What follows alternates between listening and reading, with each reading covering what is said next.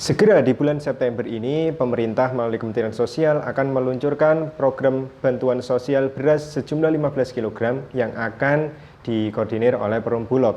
Pertanyaannya, mengapa bantuan sosial beras 15 kg untuk penerima PKH?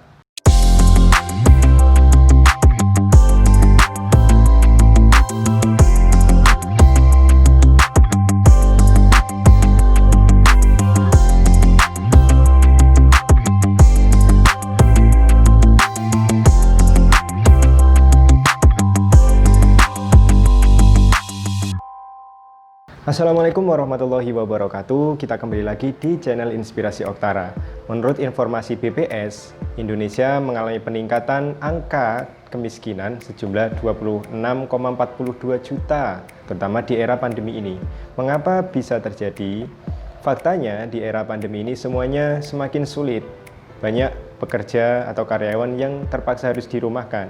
UMKM sepi, usaha-usaha sepi karena ada pembatasan sosial, ada pembatasan-pembatasan tertentu sehingga roda ekonomi di Indonesia yang biasanya berjalan normal sedikit melambat. Nah, dengan adanya seperti itu, pemerintah meluncurkan berbagai macam bantuan, baik itu bantuan sosial, bantuan upah, subsidi, dan yang lain sebagainya.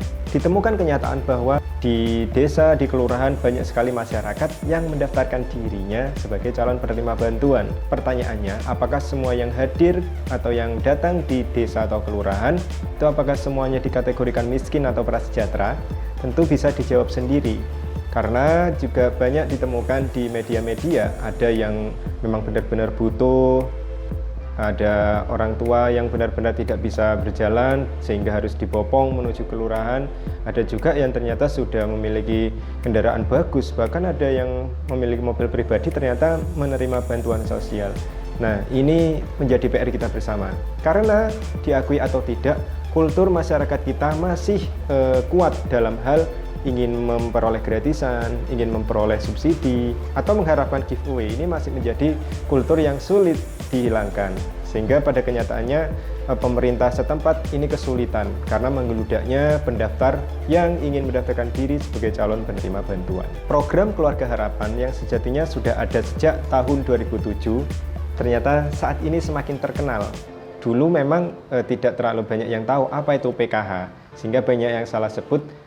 Kerjanya apa? Pendamping PKH, PHK, PKK, atau KPH. Nah, saat ini karena berbagai bantuan ada dan PKH menjadi sorotan, padahal PKH sendiri sudah lama. Banyak sekali bisa dikatakan iri ya, karena banyak bantuan yang masuk dan KPM penerima PKH juga mendapatkannya. Yang harus dicatat adalah PKH itu, untuk penerima PKH, mereka kan memiliki hak, sehingga saya pernah mengupdate postingan tentang penerima PKH itu istimewa sekali. Salah satu hak untuk penerima PKH adalah memperoleh bantuan komplementaritas, termasuk dalam hal ini bantuan terbaru dari pemerintah terkait dengan bantuan sosial beras jumlah 15 kg.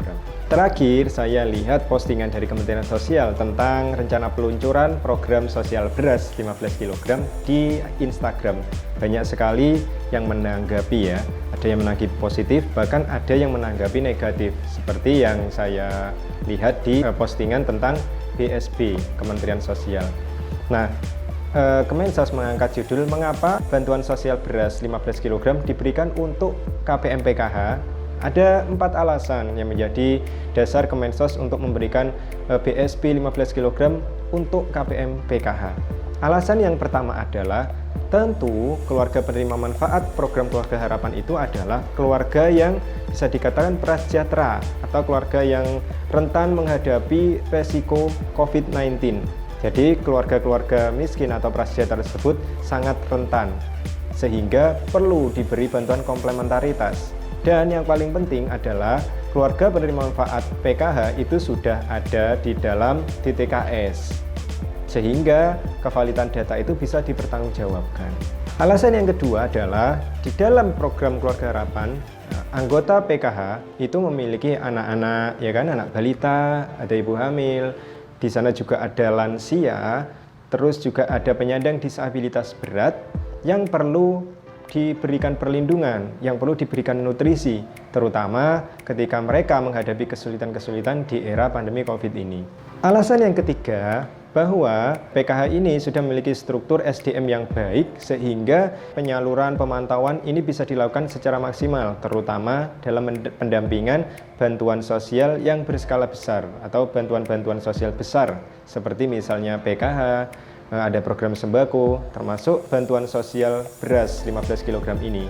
Jadi kami sebagai pendamping melakukan pendampingan pertemuan kelompok bulanan, melakukan verifikasi pendidikan maupun kesehatan, juga melakukan pendampingan-pendampingan lain, misalnya pendampingan calon KPM graduasi, lalu juga ada pendampingan penyaluran bantuan sosial, misalnya pendampingan ketika KPM mengambil uang di mesin ATM, kita ada edukasinya. Sehingga untuk mengawal program-program besar dari Kemensos ini lebih terawasi dengan baik. Sekarang bayangkan jika misalnya ada bantuan sosial, tidak ada pendampingnya. Setelah cair, ya sudah ditinggal. Babalah, ditinggal, yang penting cair, tiap bulan tidak ada pertemuan. Nah, ini tentunya kurang manfaat juga ya. Kita sebagai pendamping memberikan informasi, edukasi, dan memberikan pendampingan yang baik sehingga bantuan sosial yang diluncurkan oleh Kemensos ini tidak sia-sia. Kementerian Sosial ingin berusaha seadil mungkin. Ya, Kementerian Sosial di era pandemi meluncurkan bantuan sosial sembako atau BSS dan juga meluncurkan bantuan sosial tunai atau BST atau yang dikenal oleh masyarakat adalah BLT. Kemensos berusaha adil dengan apa?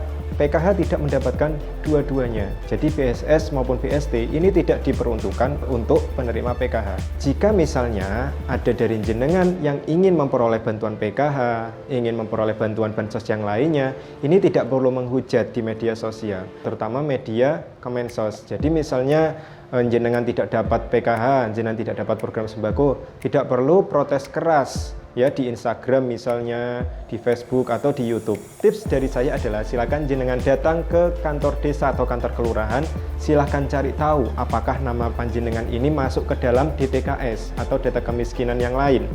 Apakah sudah terrecord dengan baik? Jika sudah terrecord, maka tinggal menunggu. Jika ada tambahan kuota penerima PKH atau bansos sembako, maka Anda akan masuk.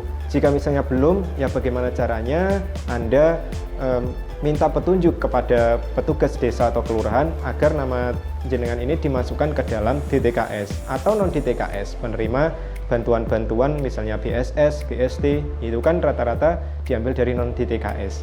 Jadi stop untuk mengirimkan cercaan atau mengirimkan postingan-postingan yang tidak enak, terutama di Instagram. Menurut saya, keluarga prasejahtera itu sangat sedikit yang menggunakan platform seperti Instagram dan yang lain sebagainya. Sehingga jika misalnya jenengan protesnya di Instagram, di YouTube, atau di Facebooknya Kemensos, mungkin pihak desa atau kelurahan di domisili jenengan ini tidak tahu. Yang jelas, lebih enaknya jenengan langsung datang ke kantor desa, kantor kelurahan agar nama jenengan dimasukkan ke dalam DTKS. Itu saja sedikit sharing atau informasi yang bisa saya berikan. Jika ada kata-kata saya yang kurang sopan atau kurang berkenan, saya mohon dimaafkan dan saya akhiri. Wassalamualaikum warahmatullahi wabarakatuh.